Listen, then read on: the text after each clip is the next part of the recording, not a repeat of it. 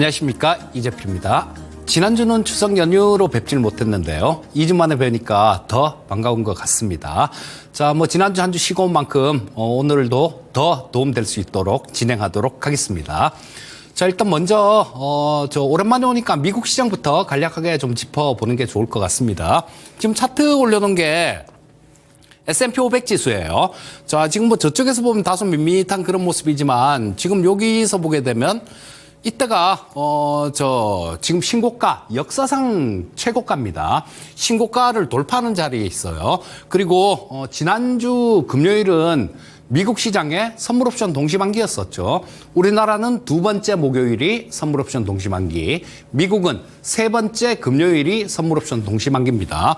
자, 선물옵션 동시만기까지 잘 넘긴 시장이라서 미국 시장 하나만 보면 괜찮은 모습이다, 이렇게 볼 수 있을 것 같고요. 다우지수나 S&P 500은 사상 최고가 근처에서 움직이고 있고, 다만 나스닥은 조금 아래 구간에 있는데 우리나라 시장보다는 훨씬 좋은 모습이죠. 그래서 일단 미국 시장 같은 경우는 전반적으로 그렇게 나쁘게 볼 만한 이유가 없는 시장이다, 이렇게 보시면 될 것 같고요. 자, 문제는 우리나라 시장이죠. 미국 시장이 많이 올라가면 조금 따라 올라가는 척 하다가 미국 시장 좀 빠지면 우리나라 시장은 와르르 해버리는 상황이기 때문에 자, 굉장히 안타까운 그런 모습이기도 합니다. 그거는 좀 이따가 수출입 동향을 보면서 보시면 그 이유가 좀 아실 수 있을 거예요. 일단 지금 코스피 시장은 오늘 0.33% 정도 상승 마감했고요. 코스닥 시장은 0.91% 상승 마감했습니다. 자, 요거는 시장을 전체적으로 이렇게 견인할 만한 그런 재료가 부재하다 보니까 개별 종목 장세가 나와서 그 결과로 이 코스닥 시장이 상대적으로 강한 모습을 보이고 있다라고 보시면 될 것 같고요. 자, 근데 지금 섹터나 종목별로 굉장히 빠르게 순환매가 돌고 있습니다. 그래서 빠르게 순환매가 돌고 있다는 건 어떤 얘기입니까? 잘못 쫓아가면 물린다는 얘기예요. 그러니까 철저하게 추격 매수는 안 하는 게 좋습니다. 평상시에도 이 추격 매수는 하면 안 좋은 거죠. 물론 대세 상승장에서는 이 추격 매수를 좀 하더라도 좀 물리더라도 그 다음에 또 가는 게 더 간다, 이런 얘기가 대세 상승장에서는 좀 통할 수 있는 얘기예요. 하지만 지금 같은 시장에서는 추격 매수를 하면 굉장히 어려움을 겪을 수 있습니다. 그러니까 추격 매수를 하지 마시고 주식을 사더라도 좀 차분하게 좀 눌림목이나 지지선 근처 이런 자리에서 매수하려는 노력이 필요합니다. 자, 지금 실적 부분도 우리나라가 뚜렷한 모멘텀을 가진 그런 부분들을 조금 찾기는 어려워요. 자, 지금 제가 화면에 이렇게 준비해 놓은 게 수출입 동향입니다. 근데 자, 여기 딱 나눠 갖고 보시면 돼요. 딱 나눠서 보시면 이게 수입하고 수출 9월 1일부터 9월 10일까지고요. 이게 9월 1일부터 9월 20일까지입니다. 자, 근데 여기서 보시게 되면 저도 연휴 지내고 난 다음에 어제하고 그저께 그때 연휴 지나고도 그 부분을 좀 찾아봤었어요. 연휴 마지막 날. 실적 부분들이 이제 좀 있으면 며칠 지나면 이번 주 지나고 그 다음 주가 되게 되면 본격적인 실적 발표 시즌이지 않습니까? 10월 달은 실적 발표 시즌입니다. 그래서 어떤 섹터가 실적이 좀 되게 많이 좋아질 수 있을까? 그 부분에 대해서 상당히 많이 좀 봤는데 지금으로서는 조선주 이런 것들이 좀 괜찮을 것 같았었는데 지금으로서는 어제까지 생각이었었고요. 지금으로 봐서는 조금은 더 실적 부분들을 살펴봐야 되겠다, 좀 더 고민을 해봐야 되겠다라는 생각이 듭니다. 자, 보시다시피 자, 수출 쪽만 보게 되면요.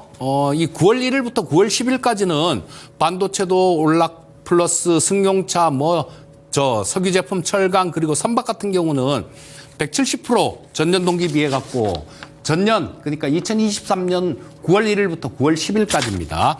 이렇게 나왔는데, 자, 지금 20일까지 수출 동향을 딱 놓고 보면 많이 줄었어요. 물론, 여기는 그런 부분이 있습니다. 우리나라 추석 연휴가 꼈잖아요. 추석 연휴가 지난주에 꼈기 때문에 그 부분 때문에 조업 일수가 많이 작아졌죠. 그 부분 때문에 이런 현상이 나왔을 수 있어요. 하지만 지금 최소한 조선 선박 쪽 같은 경우는 그렇다고 하더라도 전년 9월 1일부터 9월 20일까지보다는 좀 더 나와줘야 되는 거 아닌가 그런 생각을 했었어요.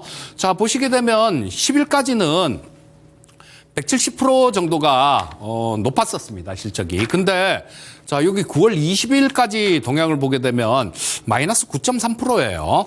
자, 요거 추석 연휴 3일간 있었던 거, 그것만 보기에는 그래도 이게 좀 플러스가 나줘야 되는 거 아닌가 싶은 생각이 드는데, 약간은 9월 20일까지 수출 실적은 좀 못마땅한 모습이다, 이렇게 보시면 될 거고요. 요거를 9월 말 정도 지나고 난 다음에 다음 달에 보면 아마 확연히 나올 겁니다. 작년 2023년도 추석이 9월 말에 있었어요. 그러니까 9월 전부 다 한 달짜리 실적이 나오면 달라지긴 달라질 겁니다. 하지만 지금 전체적으로 보면 조금 좀 못마땅한 그런 상황이에요. 그렇기 때문에 지금 실적이 가장 이렇게 뚜렷하게 좋아지는, 딱 눈에 딱 띄는 그런 부분들이 없습니다. 물론 뭐 조선 쪽 같은 경우는 좋아질 거예요. 하지만 제가 주식 투자를 함에 있어서 주식을 매수를 하면 최소한입니다. 두 자릿수 이상의 기대 수익률, 이 정도는 나올 수 있는 그런 그런 종목들을 사야 된다라는 생각인데, 지금 조선주들 같은 경우도 좀 올라왔죠. 좀 올라와서 지금 사서 과연 두 자릿수 10% 이상 수익을 낼 수 있을까에는 약간 물음표가 좀 찍힙니다. 자, 조정을 좀 받든지 아니면 9월 말까지 이 수출 동향이 좀 잘 나와줘야 된다는 얘기죠. 이 부분은 나중에 보고 9월 달 한 달치 다 나오면 그때 여건이 허락된다라면 다시 좀 말씀드리기로 하고요. 그래서 전체적으로 실적 부분이 그렇게 크게 썩 만족스럽고 기대되는 부분들이 없습니다. 이런 것들이 아마 우리나라 시장이 다른 나라 시장들보다, 미국 시장보다 많이 못 움직이는 그런 요인이 될 겁니다.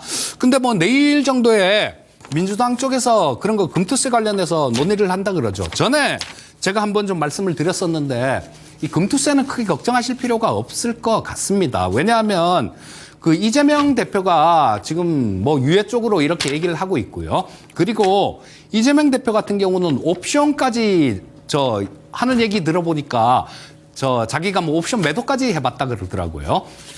대선하기 전에 어떤 프로에 나와서 그런 얘기를 하던데, 그 정도로 시장을 알고 있는 분이면 이거 시장 망가지게 금투세 그냥 밀어붙이고 그렇게 하지 않을 겁니다. 그러니까 금투세 관련해 갖고는 얘기하는 분들도 많고, 그런데 크게 걱정을 안 하셔도 될 것 같습니다.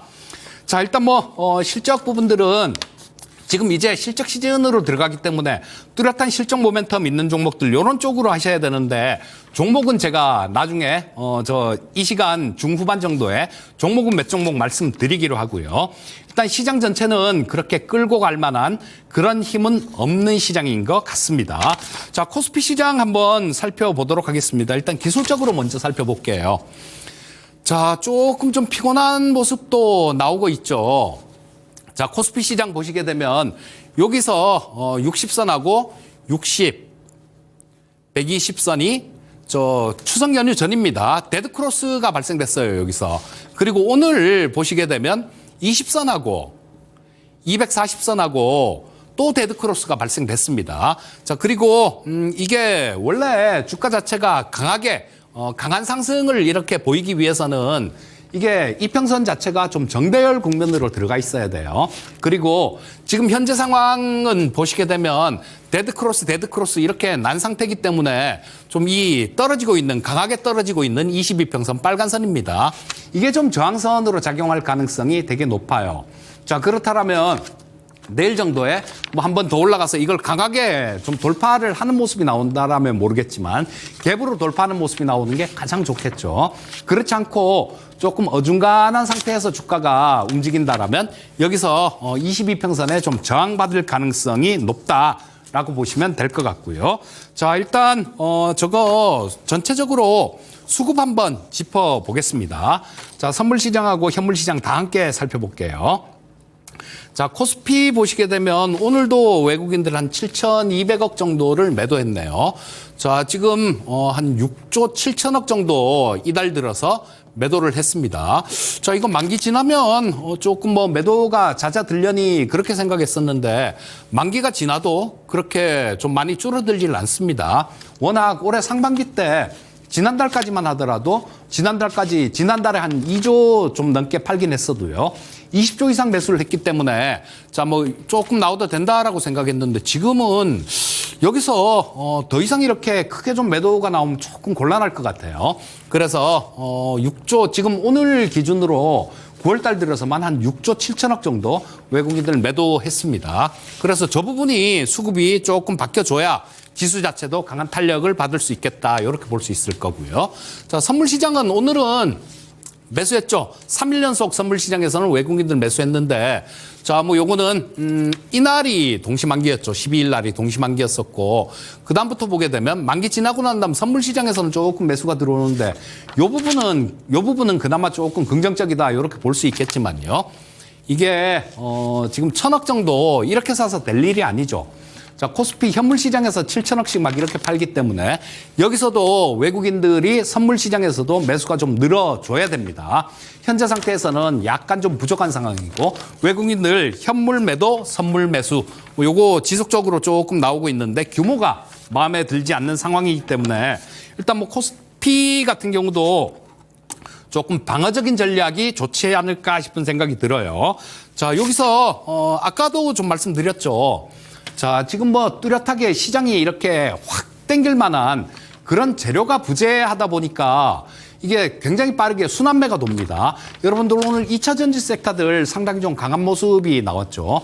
근데 이런 거를 올랐을 때 쫓아가는 매수를 하게 되면 물릴 공산이 큽니다. 지수 자체가 뭐 방향성이 없기 때문에 왔다 갔다 하고 출렁출렁하기 때문에 그런 거죠. 그래서 2차 전지 쪽을 노려보시더라도 조정받을 때, 그럴 땐 노려보시는 게 좋고요. 어떤 종목이든 어떤 섹터든 마찬가지입니다. 철저하게 저점 매수를 하십사 하고 말씀드리겠습니다. 자, 일단 뭐 그러면 이 코스피 시장은 받고 코스닥 시장 한번 보도록 하겠습니다. 자, 코스닥 시장이 역배열 상태로 좀 접어들었어요. 요것도 이때 데드크로스가 나면서 9월 우리 추석 조금 전이겠네요. 120선하고 242평선 데드크로스가 나면서 지금 완전 역배열 상태로 접어들었습니다. 지금 현재 상태는 자, 여기 일단 22평선은 돌파했어요. 돌파하고 여기서 발생된 갭을 메우는 구간으로 접어들고 있는데 지금 역배열 상태에서 60선, 20선 이렇게 강하게 떨어지고 있는 모습이죠. 그렇기 때문에 이 강하게 떨어지고 있는 이평선은 저항선으로 작용할 가능성이 굉장히 많습니다.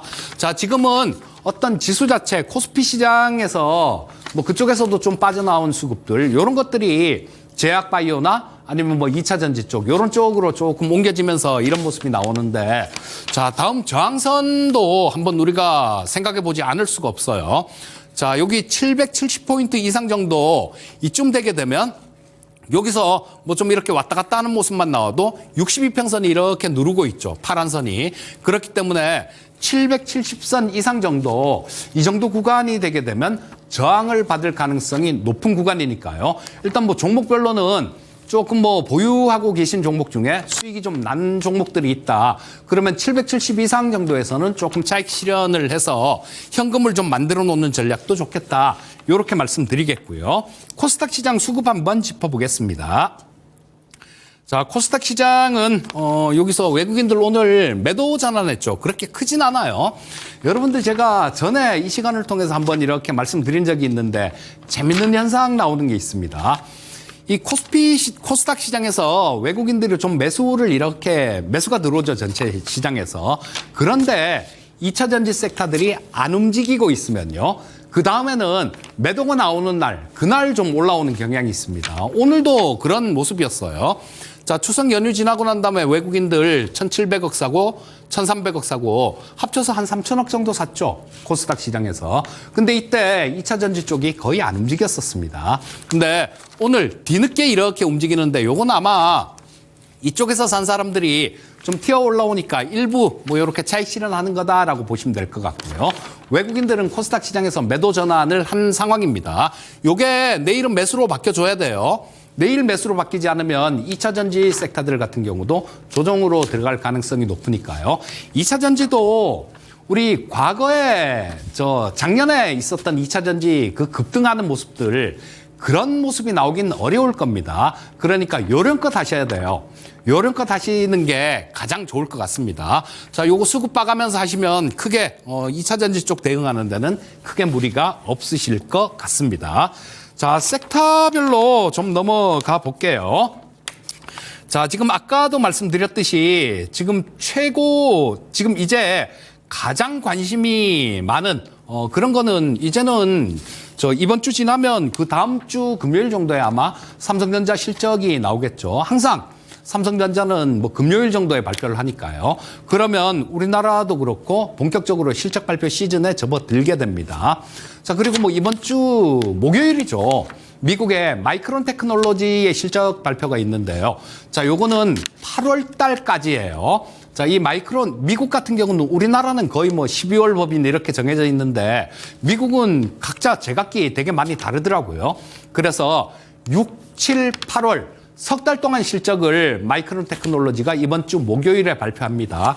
그러니까 마이크론 테크놀로지의 실적을 보면 삼성전자나 SK하이닉스 실적도 어느 정도는 가늠이 될 거예요.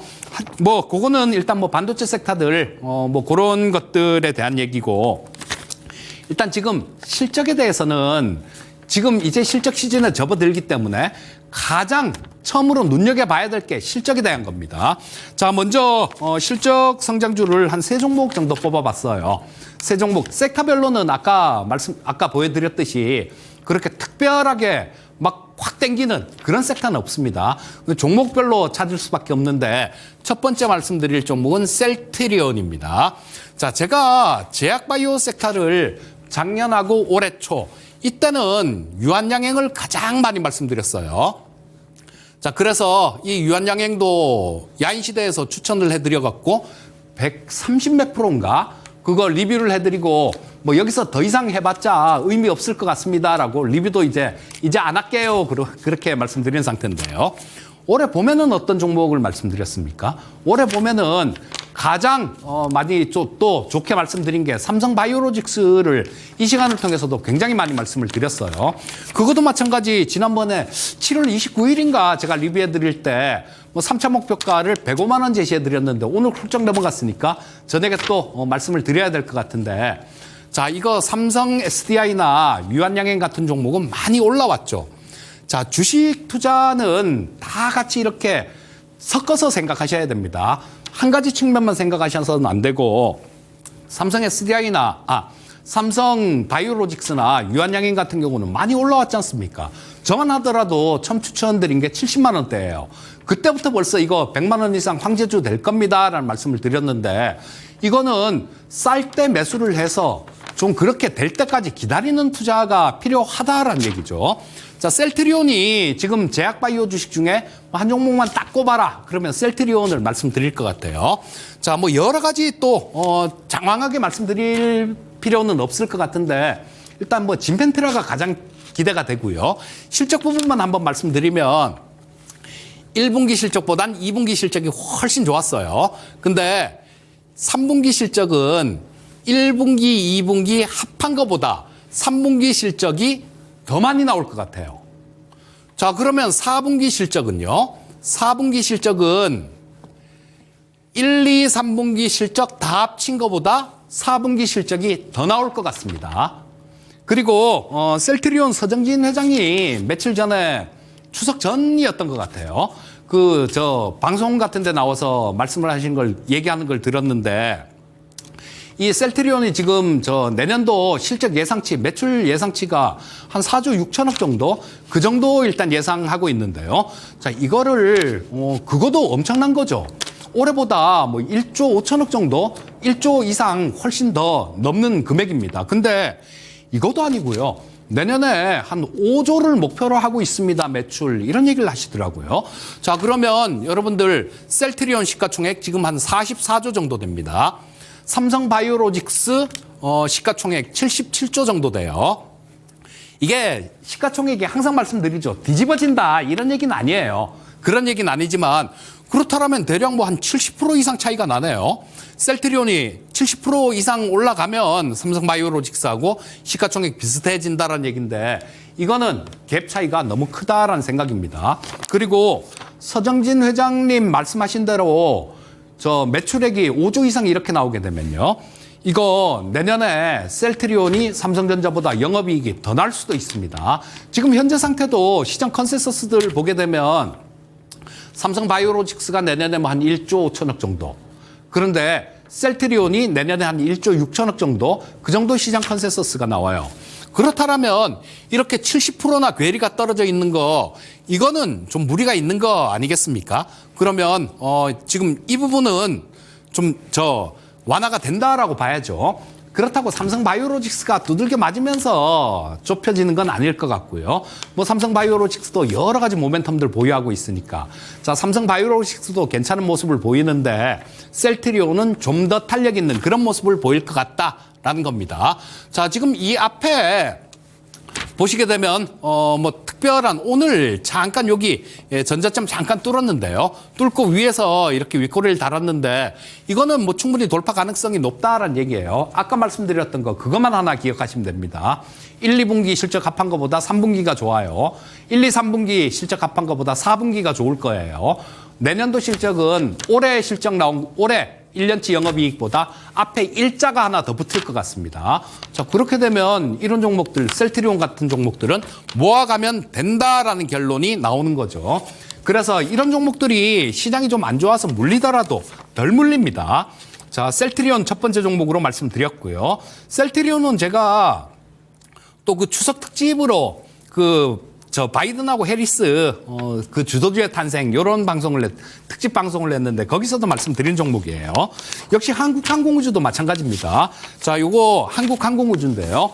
자, 실적 부분이 2022년도보다 2배까지는 아닌데요. 그 가까이 굉장히 많이 늘어요. 올해 실적이 그렇게 많이 늘 걸로 나오는데 주가는 거의 안 움직였습니다. 자, 요거는 주봉으로 한번 볼까요? 주봉으로 한번 보시면 월봉 나왔네요. 뭐 월봉으로 봐도 나오죠. 2022년도에 이 정도 위치에 있지 않습니까? 뭐 5만 원대, 6만 원대 이 정도에 있었어요. 자, 근데 작년에 1년 내내 이렇게 기다가 올해 뭐 조금씩 이렇게 저점을 높이면서 움직이는 모습이에요. 자, 이 한국항공우주는 몇 가지 모멘텀이 있습니다. 중동 쪽에 이라크하고 그다음에 UAE 쪽에 수리온 헬기 수출하는 얘기 왔다 갔다 얘기가 좀 되고 있는 상황이고요. 또 말레이시아 국방장관이 9월 추석 전에 왔다가 갔죠. 회의 때문에 왔다가 갔는데 이 말레이시아가 우리나라 FA50을 쓰고 있어요. 근데 이 FA50을 추가 도입하는 방안 뭐 이런 거를 고려하고 있는 상황이고요. 우즈베키스탄도 올해 내에 뭐 체결될 가능성이 있다. 계약 체결될 가능성이 있다. 그러고 페루도 마찬가지로 페루는 이 완제기 말고 그냥 부품 형태로 이렇게 수입해 가서 그쪽에서 조립하는 거 그런 방안으로 얘기가 좀 왔다 갔다 하고 있는 부분이 있고 도미니카 공화국도 거기는 마약 단속하려고 도입을 하려고 한다 그래요. 자, 도미니카 공화국 역시 마찬가지 그런 부분들이 있고 여러분들 필리핀이 요건 올해는 아닐 것 같은데 향후에 나올 얘기일 것 같은데요. 굉장한 모멘텀이 있는 것 같습니다. 필리핀이 약 7조에서 8조 정도 그 정도를 투입을 해서 전투기 40대를 구매하는 방안을 지금 정책을 지금 밀고 있어요. 이거 중국이 자꾸만 전투기 몰고 넘어와서 그러죠. 지금 필리핀이 우리나라 FA50을 도입해서 쓰고 있는데 그때마다 FA50으로 가서 쫓아가고 내고 그렇게 합니다. 근데 40대, 전투기 40대, 물론 거기는 F-16하고 뭐 여러 가지 좀 전투기들이 물망에 올라 있는데요. 아마 우리나라 FA50도 추가 도입하는 방안, 그리고 지금 우리나라 기술로 개발한 4.5세대 KF-21 요거도 도입하는 방안도 지금 검토 중이다라는 얘기들이 있어요. 자, 그런 것들이 향후에 다 나올 모멘텀들이니까 이 한국항공우주도 눈여겨보시면 되겠습니다. 자, 그다음 한 종목만 더 볼게요. 대상이라는 종목도 말씀드리겠습니다. 이 대상은 빨리 해야 되겠네요. 실적이 굉장히 좀 좋아지는 그런 종목이에요. 또 우리나라 K푸드 지금 이 대상은 김치나 김, 그다음에 장류들 이런 것들을 하죠. 근데 이 쌈장이 해외에서 굉장히 인기가 많다 그래요. 이 쌈장을 그거 맛이 있을라나 싶은 생각은 드는데 외국인들이 핫도그하고 햄버거 같은데요. 그런데다가 쌈장을 이렇게 묻혀서 먹는데요. 맛있다고 그렇게 얘기를 한답니다. 그래서 이 K소스류들 이런 쪽들도 지금 해외 쪽에서 상당히 좀 인기가 많아요. 그리고 이걸 외국인들 입맛에 맞게 좀 묽게 이렇게 해서 수출하는 것들 그런 제품들도 개발한 상태니까 자 이거 대상 같은 경우는 실적 대비해 갖고도 굉장히 쌉니다. 올해 1,700억 정도 영업이익이 나올 것 같은데 시가총액 7천억대예요. 실적 대비해서도 굉장히 싸고 그다음에 PBR 기준으로 봐도 이게 0.6배가 채 안 됩니다. 그리고 연말에 우리 오징어 게임 시즌2가 나온다 그러죠. 그때 그 오징어 게임 시즌2는 이정재가 주인공입니다. 이정재가 뜰 때 한 번씩 뜨는 종목이 바로 이 대상이죠. 임세령 씨 때문에 그렇습니다. 자, 그래서 뭐 하나 빠지는 게 없는 종목이에요. 자, 급등했다가 다 두들겨 맞았으니까 지금은 노려볼 구간이다. 이렇게 보시면 되겠습니다. 자, 2차 전지 쪽을 좀 살펴봤으면 좋겠는데 시간이 굉장히 없네요. 자, 간략하게만 말씀드리겠습니다. 자, 2차 전지 쪽 선별적인 투자가 필요합니다. 2차 전지라고 지금 아직도 뭐 진짜 택도 아닌 종목들 되게 많아요. 자, 잘 골라 들어가시고 삼성 SDI 같은 종목은 2차 전지의 탑픽으로 꽂을만 합니다. 자, 우리 수익 나는 거 좋습니다. 하지만 수익보다도 지키는 게 중요하죠. 이순신 장군이 23전 23승 한 이유가 뭡니까? 질만한 데서는 안 싸웠기 때문에요. 삼성 SDI 같은 경우는 지금 현재 자리는 질만한 자리가 아닙니다. 물리더라도 이기는 자리가 지금 자리예요. 자, 삼성 SDI 같은 경우는 2차 전지 탑픽으로 보시면 될 거고요. 다음은 LG화학을 한 종목도 말씀드리면 이거 PPES라고 요거 일본 회사입니다. 일본에 있는 회사인데 글로벌리하게 한 7위 정도 되는 그런 2차 전지 기업이에요. 이쪽에다가 양극재를 납품하는 거 지금 추진하고 있는데 그렇게 되면 지금 LG엔솔에 주로 납품을 하는데 거래처가 다변화되게 되죠. 그리고 또 이 LG화학 같은 경우는 제약바이오 쪽도 매출이 1조가 넘습니다. 그러니까 상당한 모멘텀을 보유한 종목이다. 이렇게 보시면 될 것 같고요. 자, 역시 마찬가지 주가 빠질 만큼 빠져서 옆으로 횡보하고 있는 구간이니까 이런 거 삼성 SDI나 LG화학 같은 종목을 노려보신다라면 그렇게 크게 무리가 없을 것 같고요. 자, 마무리해야 될 것 같습니다. 아까 말씀드렸죠. 목요일 마이크론 테크놀로지 실적 발표가 있습니다. 그리고 실적 호전주에 대해서 쫓아가지 마시고 길목 지키기를 하시면 될 것 같고요. 그냥 좀 짧게 보시면 좋을 것 같습니다. 오늘 저녁에는 또 야인시대에서 실적이 매출이 굉장히 많이 늘었는데 못 오는 종목, 많이 빠진 종목 하나 소개시켜 드리기로 하고요. 자, 오늘은 여기서 인사드리겠습니다. 감사합니다.